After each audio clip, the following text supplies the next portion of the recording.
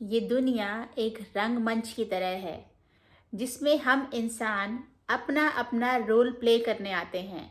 और इस रंगमंच पर कब किस इंसान की एंट्री होगी और कब उसकी एग्जिट होगी, ये तो यूनिवर्स डिसाइड करके भेजता है।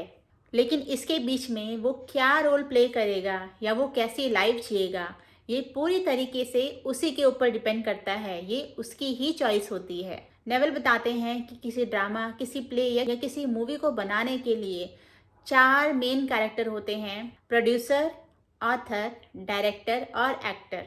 प्रोड्यूसर एक थीम लेके आता है, एक आइडिया लेके आता है कि उसको कैसा प्ले बनाना है या कैसी मूवी बनानी है। और ऑथर डिसाइड की हुई थीम के ऊपर स्क्रिप्ट लिखता है जिसमें वो डायलॉग्स होते हैं, सीन्स होते हैं। तो ये सारा काम जो है वो ऑथर का होता है। और डायरेक्टर का काम होता है कि वो उस स्क्रिप्ट के अकॉर्डिंग वो एक्टर से कैसे उस सीन को नेचुरली परफॉर्म करवाता है। और एक्टर का काम क्या होता है, जो भी स्क्रिप्ट लिखी है, उसके डायलॉग लिखे हैं, उनको वो अच्छे से रिहर्स करके उसके अकॉर्डिंग वो एक्ट करता है। तो नेवल बताते हैं कि यही 4 कैरेक्टर हर इंसान के लाइफ के ड्रामा में भी मेन रोल प्ले करते हैं। मतलब कि इंसान की लाइफ कैसी चलेगी, उसमें क्या क्या एक्ट वो करेगा, ये सारा प्लान ये चारों कैरेक्टर ही डिसाइड करते हैं। इसीलिए नेवल इनको 4 माइटी वन कहते हैं। और ये चारों कैरेक्टर कहीं बाहर नहीं, इंसान के अंदर ही है। या यूं कह लीजिए कि जो इंसान का माइंड है ना, वही माइंड इन चारों कैरेक्टर्स का रोल प्ले करता है। और ये चारों माइटी वन हमारी लाइफ में हमेशा हर पल काम करते रहते हैं। लेकिन ज़्यादातर लोगों के लिए ये अनकॉन्शियसली काम करते हैं। मतलब कि ये एक ऑटो पायलट मोड में रन कर रहे हैं, बेसिस ऑन जो हमारे सबकॉन्शियस माइंड में प्रोग्रामिंग हो रखी है। उसी के बेस पे ये चारों कैरेक्टर्स हमारे ऑटो पायलट मोड में काम कर रहे हैं। तो अगर आज लाइफ में कुछ भी ऐसा हो रहा है जो हमें अच्छा नहीं लग रहा है, तो कहीं ना कहीं उसका बेस हमारे सबकॉन्शियस माइंड में है। और जिससे वो आइडिया, वो ट्रिगर हमारे माइंड के प्रोड्यूसर वाले कैरेक्टर को गया है, उसके बाद वो ऑथर ने उसी आइडिया के ऊपर एक स्क्रिप्ट लिखी है जिसको वो डायरेक्टर और एक्टर प्ले कर करके उसे हमारी लाइफ में लेकर आते जा रहे हैं। जिसकी वजह से हमें अपने लाइफ में नेगेटिव एक्सपीरियंस बार बार हो रहे हैं। अब क्वेश्चन ये आता है कि क्या हम इसे चेंज कर सकते हैं? तो इसका जवाब है कि बिल्कुल इसे चेंज कर सकते हैं। हमें सबसे पहले कॉन्शियसली इसके लिए अवेयर होना पड़ेगा कि ये सारे कैरेक्टर्स हमारे माइंड में किस तरीके से प्ले करते हैं। और उसके बाद हमें इन्हें अपने तरीके से कमांड करना होगा, जैसे हम अपनी लाइफ चाहते हैं उसके अकॉर्डिंग अपनी डिज़ायर हमें इन चारों कैरेक्टर्स को कमांड करनी होगी, जिससे ये हमारी डिज़ायर लाइफ की डायरेक्शन में काम करना शुरू करते हैं। इन चारों माइटी वंस के कैरेक्टर को समझाने के लिए नेवल गॉडार्ड ने अपनी खुद की एक छोटी सी मैनिफेस्टेशन सक्सेस स्टोरी भी बताई है। वो बताते हैं कि ये बात है जनवरी 1946 की। वो अपनी वाइफ और अपनी छोटी बच्ची के साथ न्यूयॉर्क से बारबाडोस जाते हैं वेकेशन मनाने के लिए। जाने से पहले उन्होंने ये नहीं सोचा था कि उनको बारबाडोस से न्यूयॉर्क वापस जाने के लिए बुकिंग में कुछ इश्यूज आएंगे, तो इसलिए उन्होंने कोई भी पहले से बुकिंग वापसी की नहीं करवाई थी। लेकिन बारबाडोस पहुंचने के बाद उनको पता चलता है कि वहां आइलैंड से सिर्फ 2 ही शिप चलते हैं, पहला बॉस्टन के लिए और दूसरा न्यूयॉर्क के लिए। न्यूयॉर्क वाला शिप जो वहां से चलना था वो अप्रैल मंथ के लिए प्लान था। लेकिन वापसी जाने के लिए सितंबर से पहले की कोई बुकिंग खाली नहीं थी। मतलब कि सितंबर तक की शिप में जितनी भी सीट थी वो सारी बुक हो चुकी थी। न्यूयॉर्क में नेवल को फर्स्ट वीक ऑफ मई में कुछ लेक्चर्स देने थे जो उनका पहले से शेड्यूल बना हुआ था। तो इसलिए नेवल के लिए बहुत ज़रूरी था कि वो मई फर्स्ट वीक तक न्यूयॉर्क पहुँचें।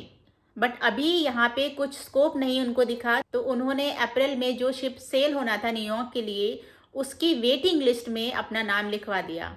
और वो वेटिंग लिस्ट बहुत ही लंबी थी। कुछ दिनों के बाद न्यूयॉर्क जाने वाला शिप बारबाडोस के तट पर आकर लग जाता है। नेवल वहां जाते हैं और वो उस न्यूयॉर्क जाने वाले शिप को बहुत अच्छे से ऑब्जर्व करते हैं, एक एक डिटेल उसकी देखते हैं। और वो ये डिसाइड करते हैं कि इसी शिप में मुझे सेल करके वापस न्यूयॉर्क जाना है।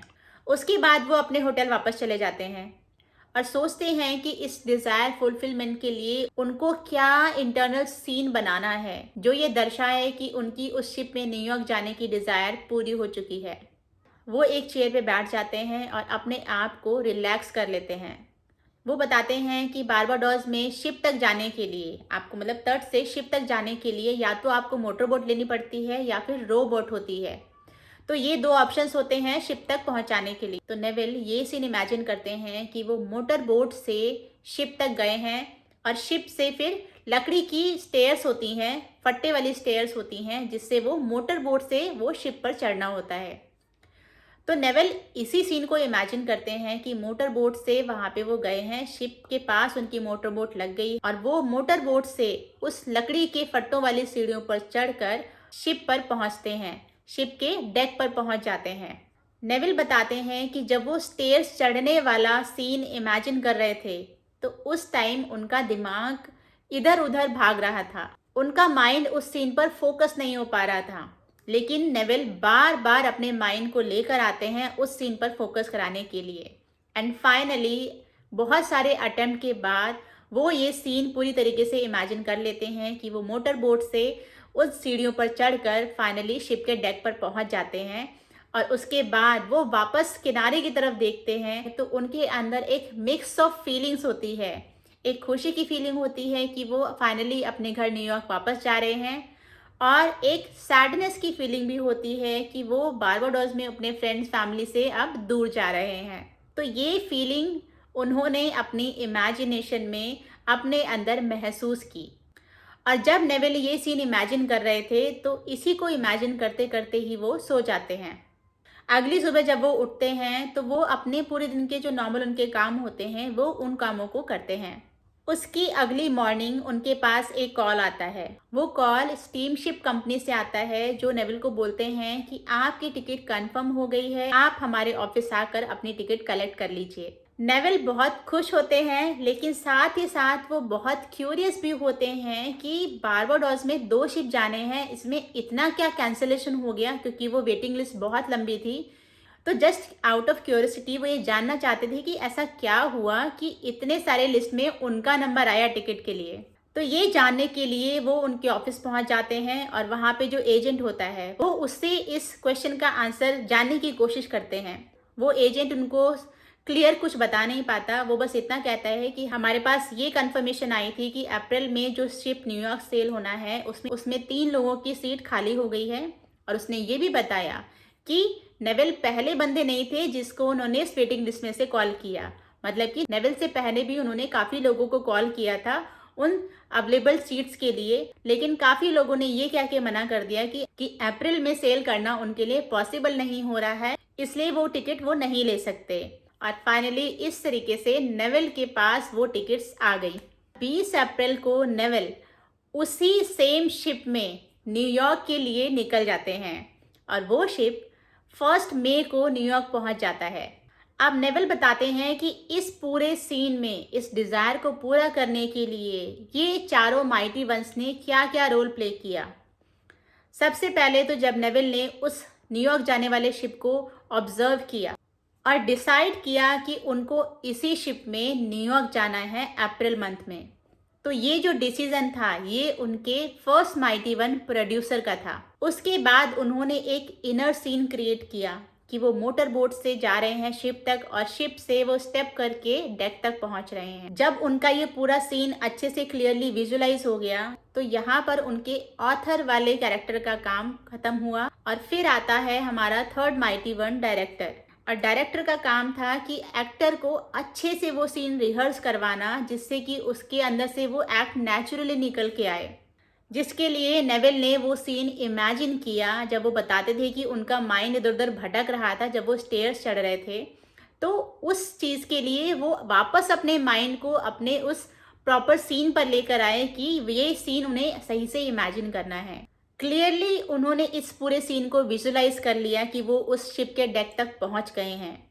तब यहाँ पर डायरेक्टर का काम भी खत्म हो जाता है और फिर आता है हमारा लास्ट माइटी वन जो कि है एक्टर।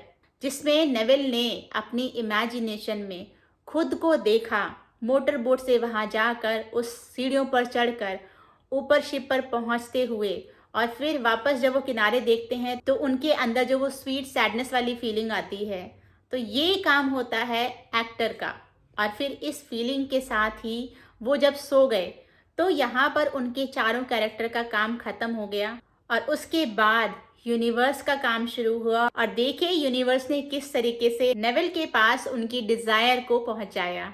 जब हमें कोई आइडिया आता है, कोई थॉट आता है, या हमारी कोई डिज़ायर या हमारी विश होती है, तो ये काम हमारे प्रोड्यूसर माइंड का होता है।